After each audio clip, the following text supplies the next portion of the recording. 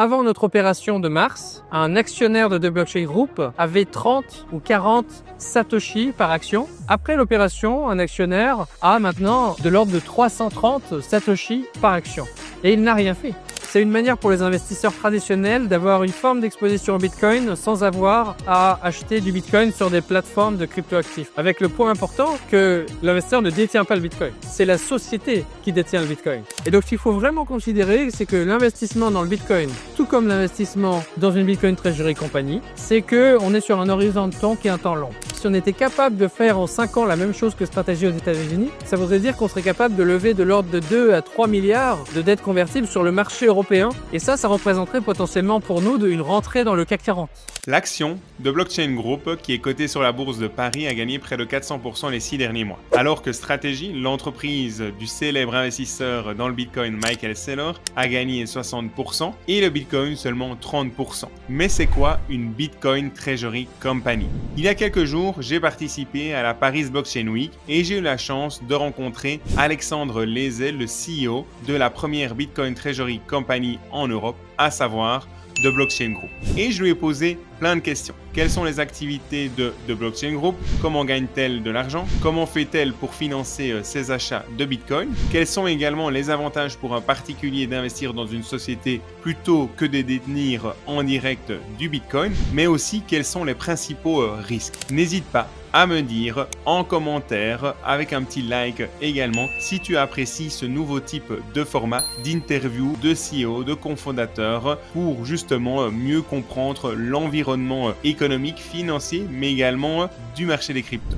Bonjour à toutes et à tous, un immense merci d'être là. J'ai la chance aujourd'hui de recevoir Alexandre qui est le CEO de Blockchain Group. Bonjour Alexandre. Bonjour, enchanté. Alors, j'ai quelques questions concernant The Blockchain Group. Qui est The Blockchain Group et c'est quoi les activités de la société? Donc, nous sommes dans un contexte aujourd'hui où le Bitcoin est adopté à l'échelle par les institutions financières et The Blockchain Group vient fournir une forme d'exposition au Bitcoin à différents types d'investisseurs avec une forme d'effet de levier sans risque d'appel de marge pour les investisseurs.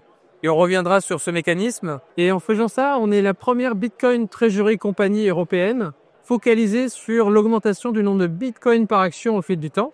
C'est ça qui fournit une forme de levier, mais d'une manière intelligente, c'est-à-dire sans risque sur le court terme de liquidation pour l'investisseur. Et est-ce que vous avez d'autres activités que l'accumulation de Bitcoin?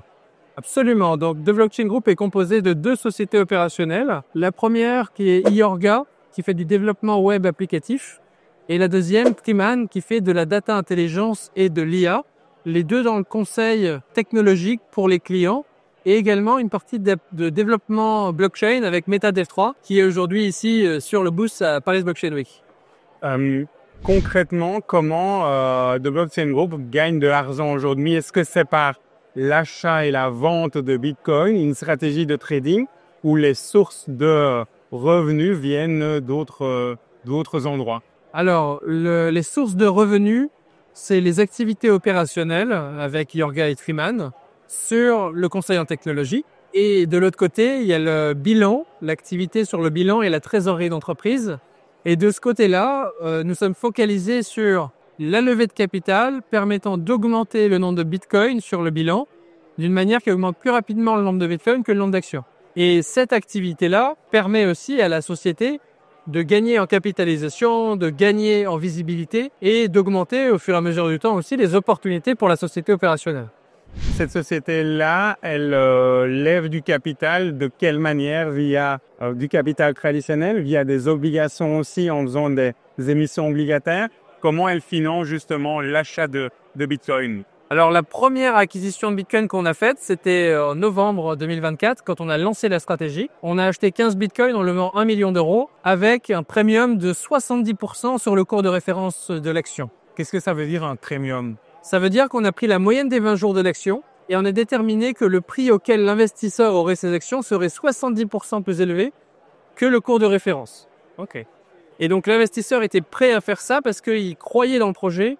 Et il est membre du board de The Blockchain Group, c'est Ludovic Chochin-Laurent, qui est également cofondateur de Capital Union Bank et qui a investi dans cette stratégie au départ. Et la deuxième levée de capital qu'on a faite, là avec d'autres investisseurs stratégiques comme Adam Back, qui est la seule personne qui est mentionnée dans le Bitcoin White Paper, donc le livre blanc de Bitcoin, et Yves Chefati, il y a sa société Holding, qui est le fondateur et président de Tobam, le premier asset manager en France qui a lancé un fonds ouvert en Bitcoin en 2017, et également d'autres investisseurs, plusieurs investisseurs, là avec un premium de 40% sur le compte de référence. Ok. Toujours une levée de capital ou l'émission obligataire? Alors là, c'était 2 levées en actions, en capital, et par la suite, donc en mars, nous avons annoncé une obligation convertible souscrite et repayable en Bitcoin, ce qui fait que nous avons pu passer de 40 Bitcoins sur le bilan à 620 Bitcoins sur le bilan d'une manière efficace puisque nous n'avons pas augmenté notre risque de crédit parce que notre dette est également libellée en Bitcoin.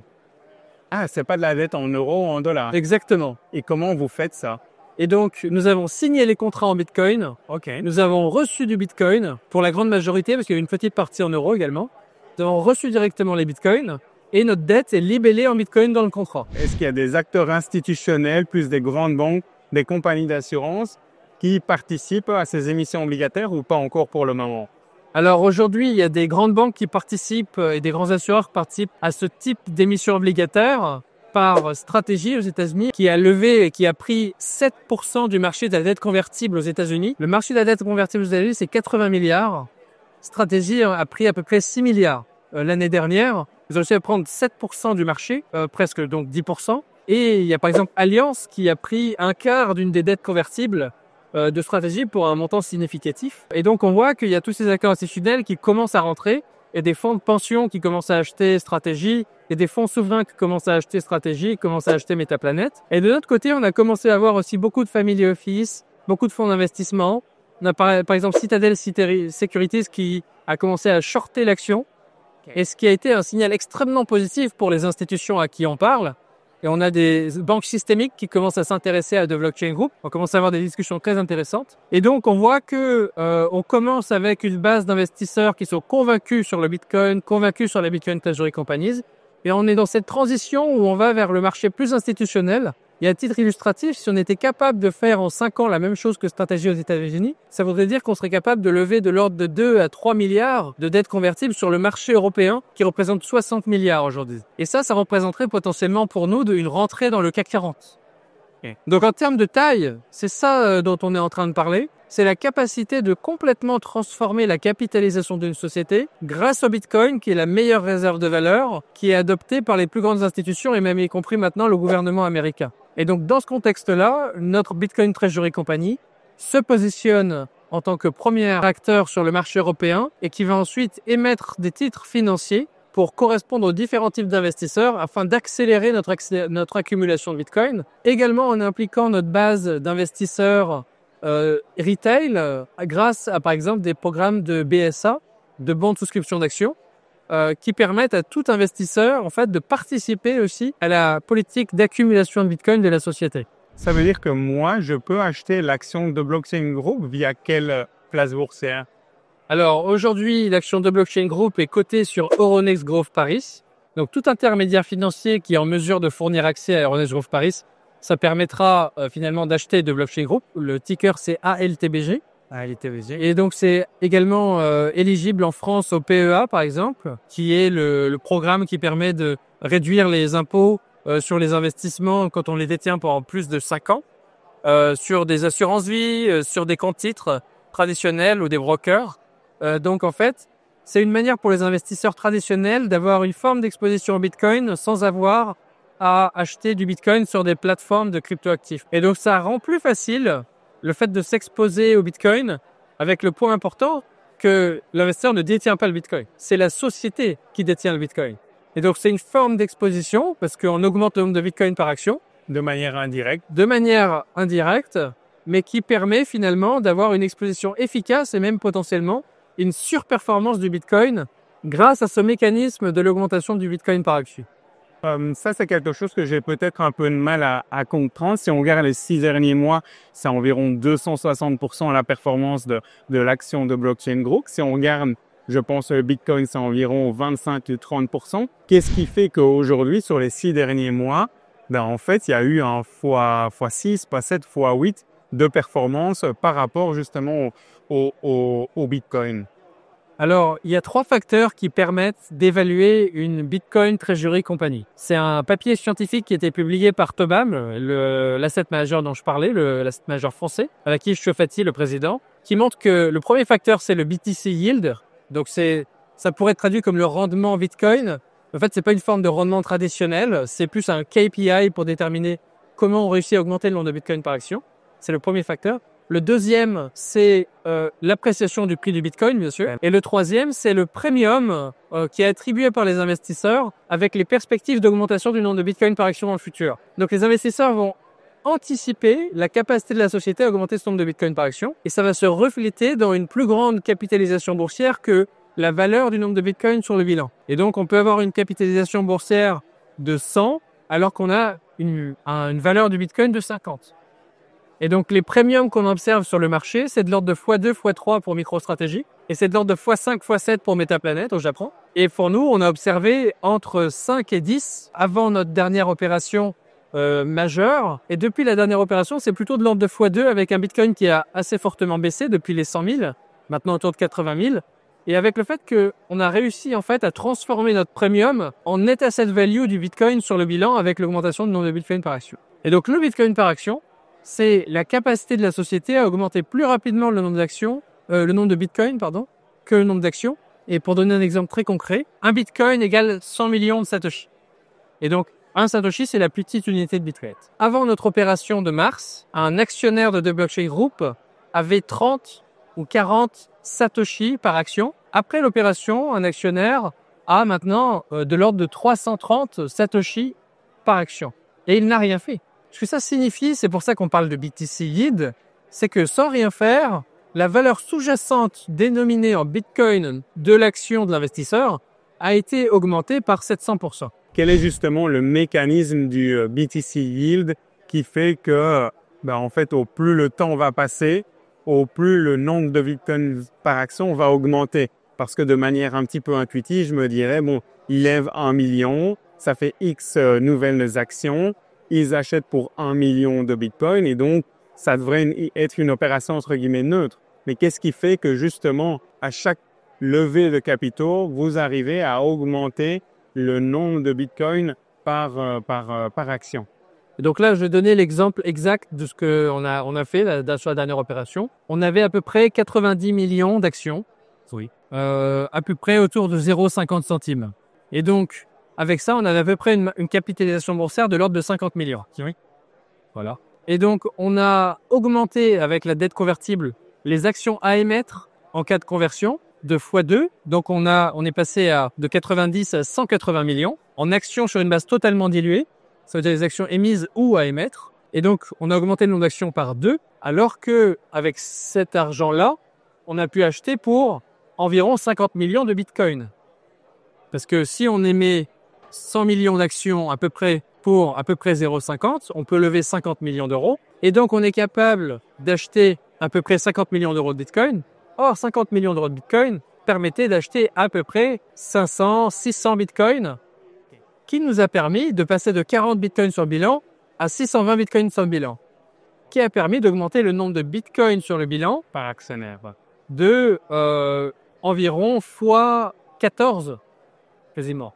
Et donc, on augmente le nombre d'actions par 2, on augmente le nombre de Bitcoin par 14, et donc 14 divisé par 2, 7 à peu près. Voilà. Et donc, on obtient le BTC Yield de 709%. C'est comme ça, en fait, qu'on réussit à augmenter plus rapidement le nombre de Bitcoin que le nombre d'actions. C'est pour ça que c'est important d'avoir des premiums sur les cours de référence qui permettent d'augmenter ce nombre de Bitcoin par action, puisque bien évidemment, la capacité d'augmenter plus rapidement le nombre de Bitcoin que le nombre d'actions dépend aussi du prix de l'action. Et voilà, ça dépend du prix, ça dépend du premium de la market cap versus la net asset value. Et en fait, c'est de l'ingénierie financière. Et ce que fait une Bitcoin Treasury Company, c'est d'utiliser les outils de l'ingénierie financière traditionnelle de la corporate finance pour les mettre à profit de l'accumulation de Bitcoin. Et donc, ce qu'on utilise, c'est l'élasticité des titres financiers du monde financier fiat pour acquérir l'actif qui est le plus inélastique au monde, c'est-à-dire le Bitcoin. Et donc, on utilise le système financier basé sur les monnaies fiduciaires pour accumuler le plus de Bitcoin possible, puisque l'on est convaincu que le Bitcoin, avec sa rareté absolue, va tendre à avoir une appréciation en valeur en ce qu'il est libellé dans les monnaies fiduciaires, l'euro, le dollar. Puisque il y a tellement de dettes au bilan des États versus beaucoup de dépenses et peu de revenus qui fait que la seule solution est d'imprimer toujours plus de masse monétaire. Et dans ce contexte-là, plus de masse monétaire, même quantité de Bitcoin, le prix augmente. Alors, ça peut impliquer des variations de court terme extrêmement agressives. Ça peut faire moins 80%, plus 300%. Mais il n'empêche que sur un horizon de temps de 5 ans, de 10 ans, c'est une perspective qui, a priori, est une tendance positive en ce que le Bitcoin est libellé dans les monnaies fiduciaires. Et ensuite, à horizon 20 ans, 30 ans, alors là, peut-être que le Bitcoin lui-même sera une devise en tant que telle. Et alors, dans ce cas-là, effectivement, il faudra développer des lignes de revenus pour acquérir du Bitcoin quasiment uniquement via des revenus. Mais on peut imaginer qu'à ce niveau-là, il y aura aussi tout un écosystème financier qui se sera développé autour et qu'il y aura aussi du crédit.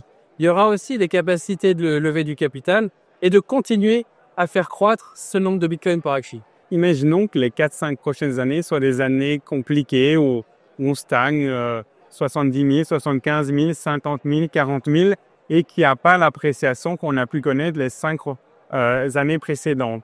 Est-ce que ça peut mettre à mal la viabilité, la santé financière de The Blockchain Group ou pas du tout? Les armes ne montent pas jusqu'au ciel, moi c'est ma conviction. Et donc, dans le scénario du pire de pas d'appréciation ou même chute de 50% sur les 3-4 prochaines années, comment ça pourrait impacter justement la santé financière de votre société? Alors, les arbres ne montent pas jusqu'au ciel, sauf s'ils sont libellés dans une monnaie qui n'a aucune limite d'impression. Et donc, si on restait sur la même limite de masse monétaire, ce serait vrai. En revanche, les États augmentent toujours plus la masse monétaire existante. Et donc, théoriquement, un euro d'aujourd'hui ne vaudra pas un euro demain, en réalité, en termes de pouvoir d'achat. Et donc, c'est cette manière de mesurer les choses avec un outil de mesure qui est complètement mouvant, finalement. C'est comme si on utilisait un mètre pour mesurer des choses dont la longueur de l'unité de mesure variait également. En fait, le calcul devient impossible. Et donc, en utilisant Bitcoin comme unité de mesure, unité de compte, alors on peut commencer à déterminer la valeur des choses dans le temps et dans le temps long. En revanche, il est vrai que le vrai risque qui est pris en investissant dans le Bitcoin et du coup dans le Bitcoin Treasury Companies, c'est l'effondrement du prix en monnaie fiduciaire du Bitcoin sur une période prolongée. Et finalement, on en revient au risque de l'échec du projet Bitcoin. Et ce risque-là, il est basé sur 2 facteurs qui sont le fait que le réseau est le plus sécure et le plus décentralisé au monde, du fait qu'il est basé sur le réseau énergétique et cryptographique le plus grand au monde, avec 99% de l'énergie dédiée à la cryptographie et au réseau cryptographique qui est basé sur Bitcoin. Et donc, c'est aujourd'hui le réseau le plus sécure et décentralisé. Et s'il y a 2 indicateurs à suivre pour déterminer ce risque, c'est bien ces 2 éléments. Et donc, si Bitcoin n'est plus sécure ou Bitcoin n'est plus décentralisé, alors il est probable que le prix du Bitcoin en monnaie fiat s'effondre. Mais alors, il pourrait toujours y avoir des solutions aussi. Et c'est pour ça que je parle de effondrement prolongé, puisque les dettes convertibles que l'on a émises, en fait, nous donnent une période de conversion également à notre main. L'investisseur a la conversion possible en actions pendant la période de 5 ans. C'est pour ça déjà qu'on a une période de 5 ans, qui est du long terme, qui évite toute fluctuation de court terme, qui mettrait à mal la conversion. Oui. Puisque nous n'avons pas de risque de levier, nous n'avons pas de risque de crédit sur l'opération. Nous avons des actifs et des dettes libellées en Bitcoin. Ouais. Voilà. Pour stratégie, c'est un peu similaire puisqu'ils ont des actifs en Bitcoin et ils ont de la dette libellée en fiat, mais uniquement 20-30% de leurs actifs en Bitcoin. Okay. Et donc, il y a un levier, mais en fait, il est très faible ce levier par rapport au marché traditionnel. Le marché traditionnel est en fait plus avec effet de levier que stratégie eux-mêmes. Mais c'est des montants considérables, donc on a l'impression que c'est risqué, alors qu'en fait, c'est des montants considérables, mais qui sont quand même inférieurs au nombre de Bitcoin et à leur valeur sur le marché. Et donc, le vrai risque, c'est la chute prolongée du Bitcoin sur une période de plus de 4 ou 5 ans qui empêcherait la société de convertir et qui l'obligerait finalement à rendre du Bitcoin. Mais en soi, ce n'est pas un risque de viabilité et de santé financière. Par contre, vous allez rendre du Bitcoin et si le Bitcoin vaut 15 000 ou 20 000, vous allez le rendre à 15 000 ou 20 000 et vous allez recommencer un peu quelques années auparavant. C'est comme si vous grandissez et puis il se passe ça et vous faites un peu marche arrière si ça venait à arriver. En revanche, c'est vraiment un risque sur le prix de l'action. Ah, bien entendu. Bien entendu. Et donc, c'est un risque à prendre en compte. Maintenant, l'effondrement prolongé du prix du Bitcoin en dessous de l'ancien all-time high de 2021, qui était 66, qui était autour de 70, voilà, en dollars, autour de 60 en euros, c'est quand même un scénario qui est extrêmement peu probable. Ça signifierait que ça casserait la tendance qu'on observe depuis 15 ans.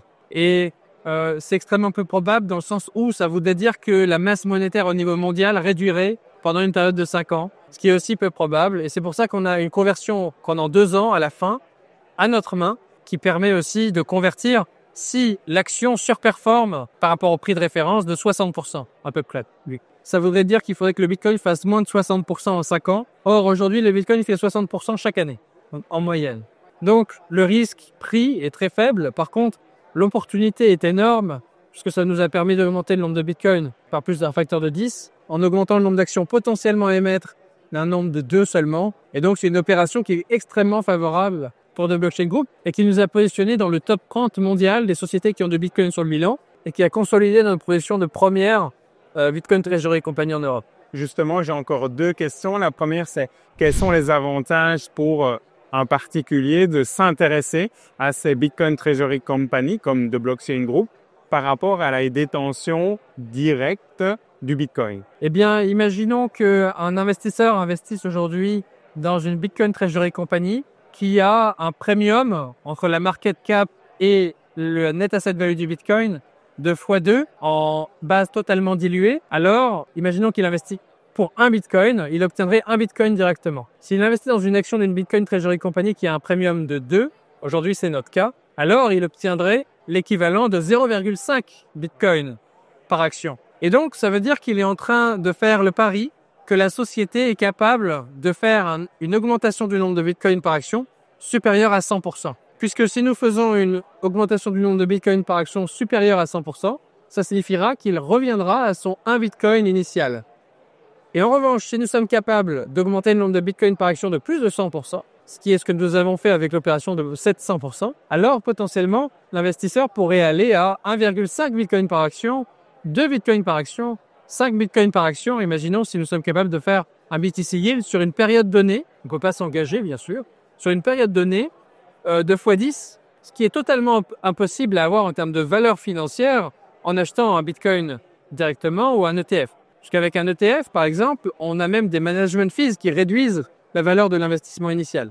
Ici, on a un instrument qui est dans les instruments financiers traditionnels, de brokerage account. On a potentiellement des mesures fiscales qui sont plus favorables et on a en plus cette augmentation potentielle du nombre de Bitcoin par action qui fournit une potentielle surperformance du Bitcoin au fil du temps. En termes de fiscalité aussi, si on investit, je pense, en crypto en tant que résident français ou belge, on a potentiellement des taxes sur la plus-value non négligeables, ce qui peut être différent si on investit dans la société de Blockchain Group dans un PEA où effectivement, il faut comprendre comment la société fonctionne, mais d'un autre côté, s'il y a une plus-value dans un PEA après 5 ans, on est moins taxé que si on investissait dans le crypto.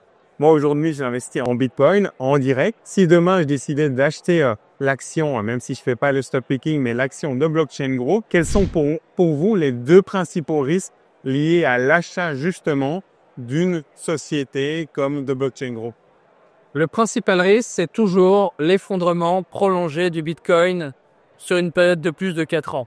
Puisque, bien évidemment, si le Bitcoin s'effondre, la société étant capitalisée fortement sur le Bitcoin, ça fera forcément le prix de l'action. On peut pas le garantir non plus, mais quand même. Oui. Ça, c'est le premier risque. Le deuxième risque, c'est bien évidemment les effets de levier utilisés pour augmenter le nombre de Bitcoin par action. Et donc ça, c'est à apprécier par chaque investisseur. On a fait de la dette convertible qui à notre sens, permet d'équilibrer les actifs et la dette et qui permet d'avoir un effet de levier mais intelligent. Maintenant, les vrais facteurs qu'analysent les investisseurs professionnels pour déterminer les moments d'entrée sur des Bitcoin Treasury Companies, c'est notamment les premiums entre la market cap et le nombre de bitcoins sur le bilan et leur valorisation. Et ce qu'on observe, c'est qu'aujourd'hui, les investisseurs professionnels trouvent que des premiums autour de x2, x3 sont des premiums raisonnables qui permettent d'envisager que la société peut augmenter son nombre de bitcoins par action sur une période de 5 ans, par exemple, de ce type de proportion-là, et même plus.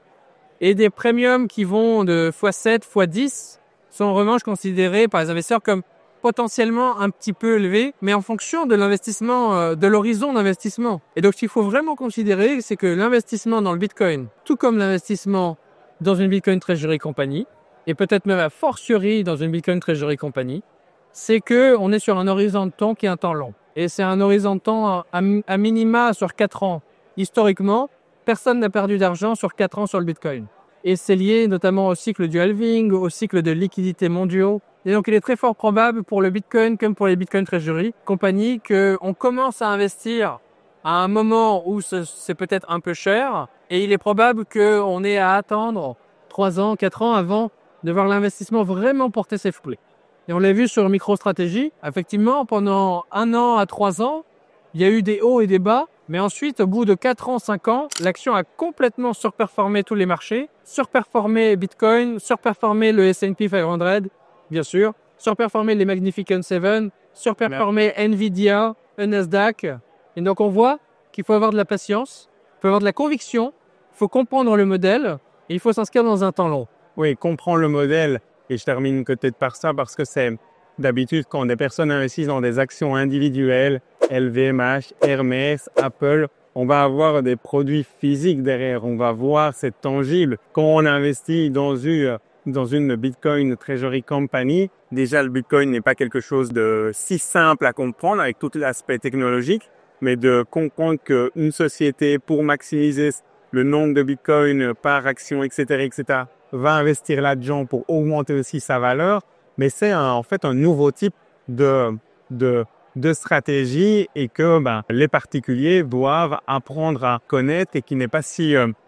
c'est pas un business model aussi tangible que d'autres business models où on voit les produits, etc., où là, vous achetez du Bitcoin, très bien, on va voir les variations du cours, mais on n'a pas un service ou un produit lié à cette activité-là. Le produit, c'est un titre financier qui fournit une forme d'exposition au Bitcoin, tout en sachant que le Bitcoin appartient à la société. Bien entendu. Mais le titre financier peut être adapté à des types d'investisseurs différents, et ce qui permet de fournir une exposition qui peut permettre potentiellement de surperformer le Bitcoin sans avoir de risque d'appel de marge sur des plateformes d'échange traditionnelles où le retail a perdu beaucoup d'argent aussi. Et donc là, c'est une forme de pari plus sur le long terme qui permet, par exemple, pour stratégie, de faire plus de 1000, 3000% quand le Bitcoin fait plus 1000%. Qui permet à Metaplanet l'année dernière de faire plus de 2800%, d'être l'action qui surperforme l'intégralité du marché et qui nous a permis de faire plus 200, 300% alors que le Bitcoin a fait plus 30%. Finalement, ça ouvre accès à une forme d'effet de levier intelligent aussi à des investisseurs retail à travers des instruments comme le PEA et les équivalents dans d'autres pays. Oui. En tout cas, un immense merci Alexandre pour votre temps. Un immense merci à toutes et à tous d'avoir regardé cette vidéo. Si vous avez la moindre question, justement, mettez-la en commentaire. Vous pouvez aussi liker et je vous dis à très bientôt pour une nouvelle vidéo.